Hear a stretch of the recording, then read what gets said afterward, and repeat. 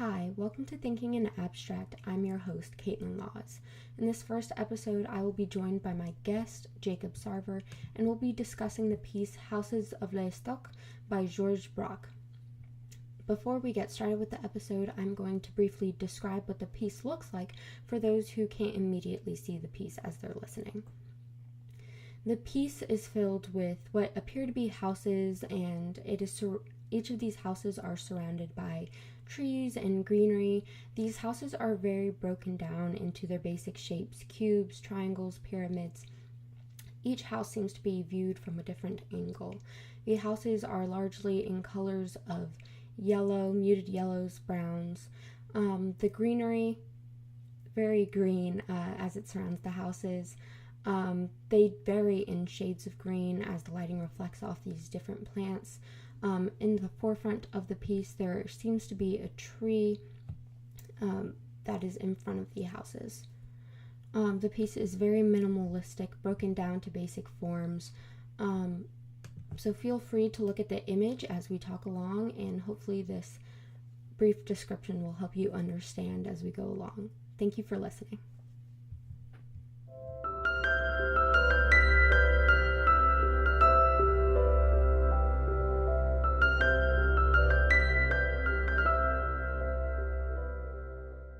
This is the first episode of my podcast, and I am joined by a guest, Jacob Sarver. I'd like to say hi.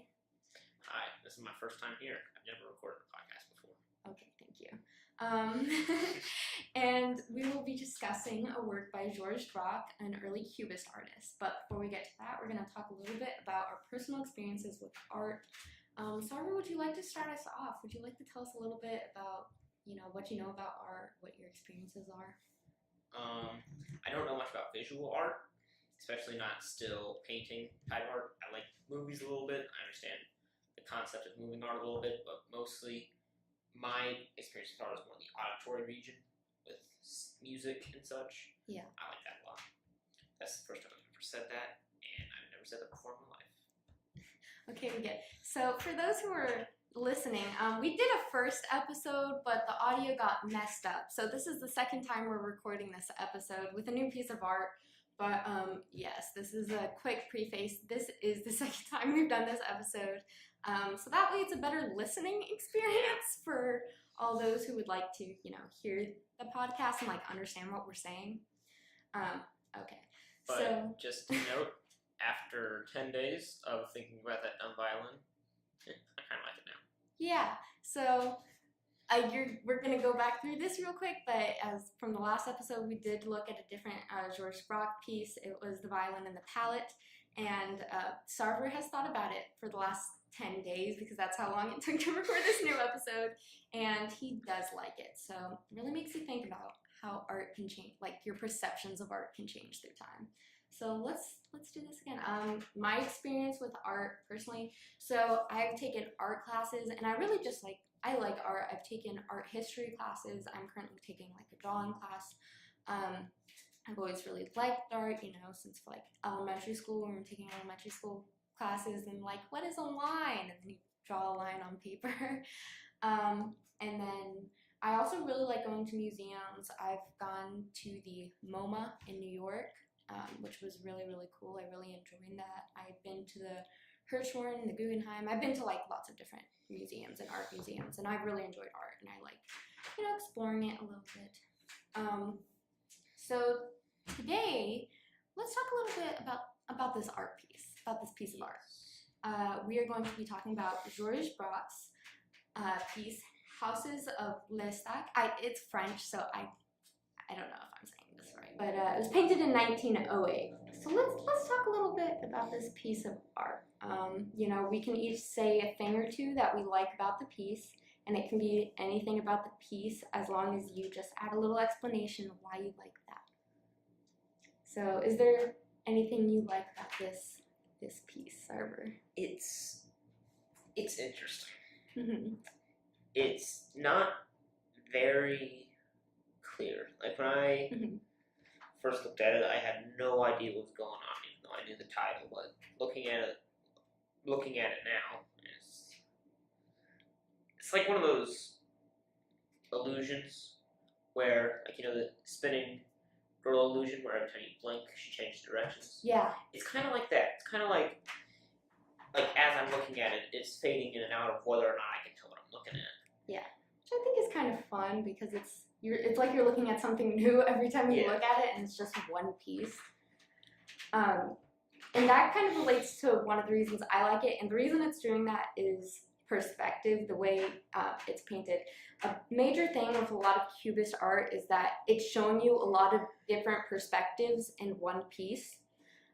So if you look at this, this is definitely an early Cubist piece, but you're starting to see that kind of development of style, and you're looking at it, and it's a bunch of houses that you're looking at different directions. Like, it looks like you should be looking at it straight head on, but when you look at each of the individual houses, it's not like that. Like, they're painted at a bunch of different angles. Yeah, like something that almost caught my eye is it's very minimalistic. Yes. It seems like it's almost like some of these houses is a childlike square triangle roof. Yeah. But with a different layer of depth to each of the houses and different angle. Yeah.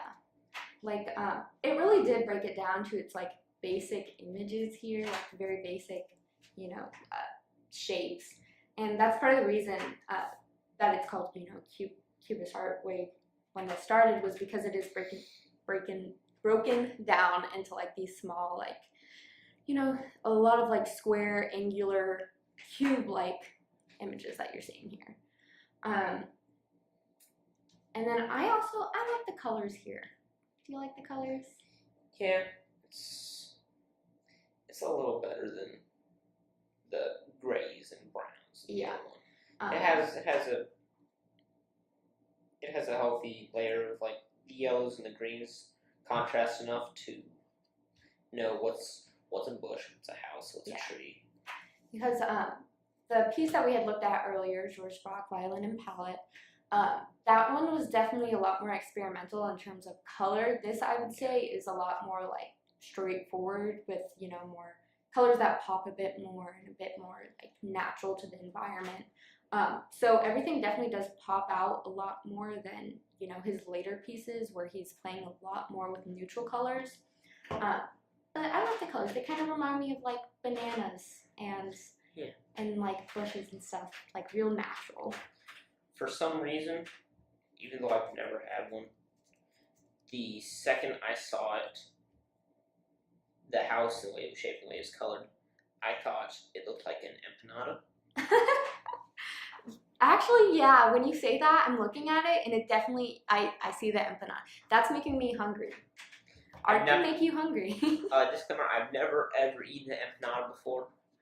Don't even know what it specifically entails, but it looks like an empanada. Yeah, so Sarver just pulled up an image of an empanada. I don't know what region this is from, but yeah, that's it. The colors are reminiscent of an empanada in this piece. Color and the shape and the angles. Which Sarver does see during lunch. I do tend to indulge every once in a while, and an empanada from the downtown, from where we are right now in downtown Statesville. I guess I'll leave a little bit of our location here. The coloring and the angular shapes a little bit is a bit reminiscent of an empanada. Yeah. That's just an observation. I don't think that was his intention. Yeah, I don't think that was an intention here, but that's kind of something I'm appreciating now. It's also making me. He's French, so let's say it looks like a croissant. It looks like a croissant. Yeah. Let me see that thing. But that, I think, is that about where we are with where we like it. Just a couple of things that we appreciate. Colors, food, shapes, yeah. Colors make us think of food. Now we're hungry. It's 9:26 when we're recording, and I already want lunch. Okay. So now that we've talked a little bit, covered briefly some of the things that we like and why, let's talk a little bit about the painting itself. Get down and dirty with those beautiful details. So this is more of a history of the painting and kind of the lead up to it. So Braque was 25 and when he painted this, And he was looking to expand his horizon a little bit, and he visited a retrospective of another artist's work, and it was a French Impressionist painter, Paul Cézanne, I think is his name, French. But I'm so sorry if I butcher some of these names, but they'll all be written out in the transcript, so you'll see how they actually are supposed to be said.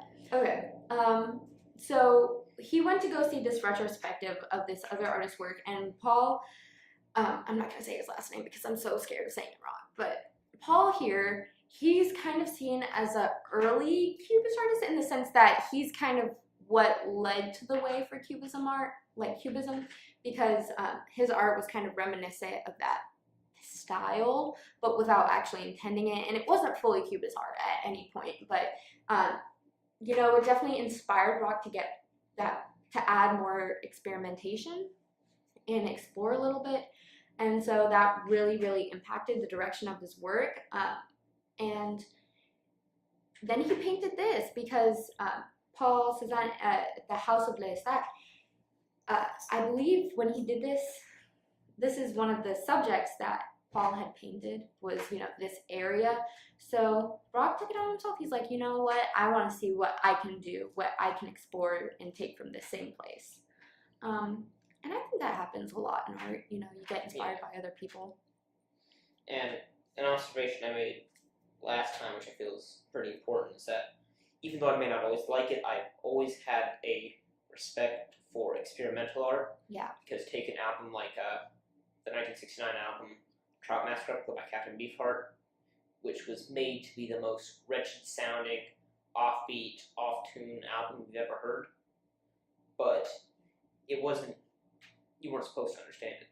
It was supposed to be so abstract that you weren't supposed to understand it immediately or ever. Yeah. But he tried something new, he tried something different. And I can respect that. Yeah. It's only until you get into like areas like Prurient, which is just 4-hour albums of radio feedback almost, that you just have to say, no, that's nothing. But like this painting and the violin painting, I could tell he was trying to do something different. And I can respect he was trying to do something different, even if I don't like it. I didn't understand it yet. Which is definitely a good point to be making with art, is you just have to give it the time to kind of sit and think about it.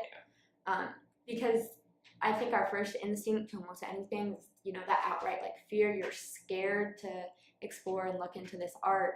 But if you just take a little bit of time, you know, think, sit on it, you'll definitely understand it a lot better.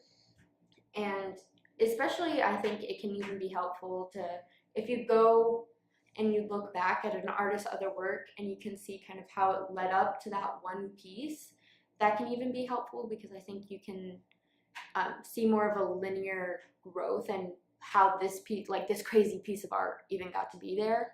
Yeah. It's the whole, what is it, art imitates life ordeal. I feel that every piece of art that an artist puts out somehow reflects their life at that moment or in moments prior. Even if it's something just so radically like out there. Yeah. They wrote it in a certain mindset. They wrote it with a certain purpose. Yeah. They made it, painted it. Like even with Braque himself, like if you look at this painting, it's a painting of something that another artist has done, like the subject has done before. And it was because he admired that artist a lot. So now you have a painting where he takes it on in his style, but the subject is, you know, from an artist he admired. If you look at, you know, the violin and palette that he did, a lot of his subjects are musical instruments because he was a musician. And then once you say, oh, I know a lot of his subjects are, you know, those musical instruments, you can see that in the art, and then you can start focusing more on the style. Which I think, you know, is really interesting. It does help in your understanding of the pieces. If you can find, in like these weirder spaces, if you can find something that you know and understand, and then work from there as you go out. So a little more, I did mention earlier, I think, that, you know, this is one of the first Cubist paintings, actually. This art critic, he had seen the piece, and then he was like, hey, this piece, it looks a lot like cubes. I'm really feeling the cubes in this piece. And then he was like, this is a cubist painting. This is very cubist. And then everybody was like, bro, cubist blew up. Interesting word. Yeah, everybody's like, that's a really interesting little turn of phrase you got going there. And it kind of blew into what is now considered the entire, art spectrum of Cubism.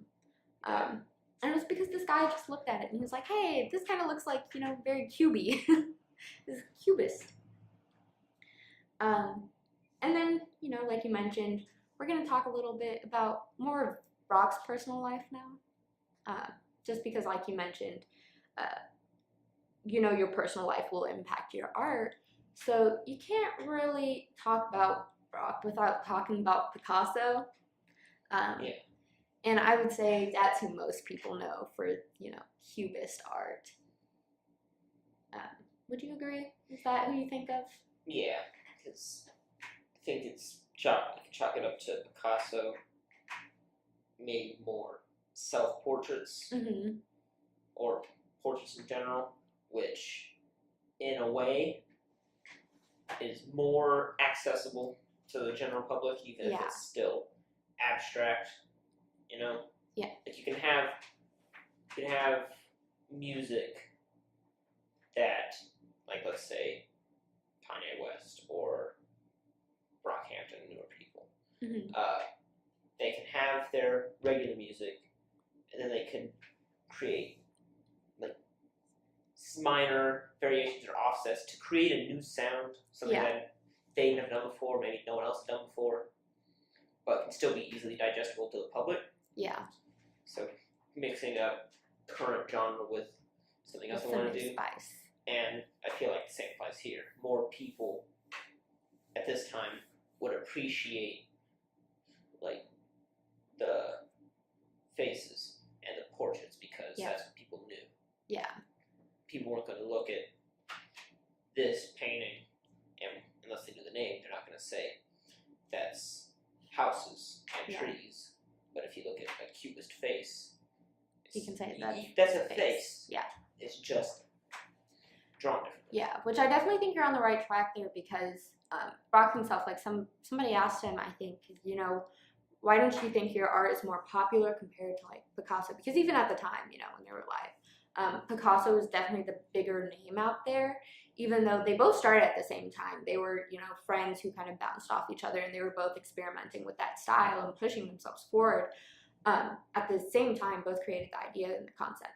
But Picasso was definitely more well known, and Braque on the subject, he had said Picasso's art features a lot more like iconography. It's a lot more, iconic images that people can relate to and understand. Whereas Braque's art, he's doing stuff like, violins and stuff, which people do know, but his focus was more on, developing that style and really pushing it to the limits, even if it didn't necessarily look nice, whereas Picasso did play around a lot more with things that people knew and understood right off the bat, and was like, people would know, like, oh, that is a Picasso, and he's playing around with, the self, the human. And then they did know each other, came up, Cubism separately, came together. They were like, bro, look at what we're doing, created the same stuff at the same time, basically. Like lateral. Which is really cool because you think of, I think a lot of the time people have this misconception that Picasso was it. He was the end-all be-all of Cubism. When he wasn't. His friend Georges Braque was over here pushing out art, sitting in the studio all quiet, just, doing some violins. But yes, they did come up with the styles, same time. And it wasn't any kind of one guy, Braque saw Picasso painting a little thing with squares. And I was like, bro, I'm going to get on that. And it was a Picasso looking at Braque painting, some, They had completely different subject matters and even different levels of detail and different color palettes and everything. And so they're very, very different. It's just the same general idea. yeah. And then when they came together, they were both like, bro, let's build our friendship, our art, and maybe even some money. I don't know how big these guys were on money. But they definitely liked pushing and playing with their art. Another thing that I found that was like kind of interesting was that they both had their artistic periods, right? So like, if you look at Picasso, do you know of his different artistic periods? No. So before Picasso got into Cubism, he has what are considered some of his like iconic artistic periods. So if we look up, for example, like the blue period for Picasso. Stop it, you know it. This is where all of his art was blue, and it's not, the cubist art that we think of. It is actually very traditional, probably more, I can't think of the word right now. Who would like that? Who would like what? Just blue paintings. Well, I think it's kind of, that is his experimentation with art was up to the point. So he has his blue period, I think he has his rose period, and according to Google that I'm just seeing now, Picasso's African period, whoa, which was 3 years long and lasted from 1906 to 1909, and he painted in a style that was strongly influenced by African sculptures and traditional African masks. I'm just finding this out now. That's actually pretty cool. I didn't know he did that. Man of culture. Yeah. But he has different periods that eventually built up to Cubism. Okay, so I'm actually seeing a connection real quick. That African period that we just found. Yeah. So if you look at that, you can see his art actually become a lot more angular. Yeah. In the style of those masks. And then when you go, the ending period for that is it's from 1906 to 1909 is considered that African period. If you look at Cubism, that is considered to start generally in about 1907. So he finds that African art, he explores with it, and he continues to explore with it for like quite a few years. Cubism is usually the thing that he's known for doing for like a huge long time, and he did it. But it seems to be like kind of inspired by that stylized African style inspired art, and now he brought that into this art. That was kind of freaky looking. But yeah, okay, so we can see a line of inspired there. Yeah. So Picasso had his periods, and his Cubism is considered a period of his art, is the Cubist period. Whereas if we look at Braque, his periods are considered within his Cubism. So he has different ones where he's playing with different colors and different styles, and usually you can tell by what his subject is, what his different period is. Because I believe one of the periods, is when you can see him painting those musical instruments, and then he has periods before and after that are still Cubist, but different artistic periods where he's exploring different things. Which I thought was pretty cool because it's another way in which the artists are similar but still different is the way they experience and show their periods in art. That's the final stuff on Georges Braque to kind of sum up a lot of things. Yeah. I don't know. I don't know if I like this piece as much as I like the violin. Which is... But, I don't know, maybe I'll just have to sit on it. Yeah. It makes a lot less sense than the violin. This one's much more minimalistic. Mm-hmm.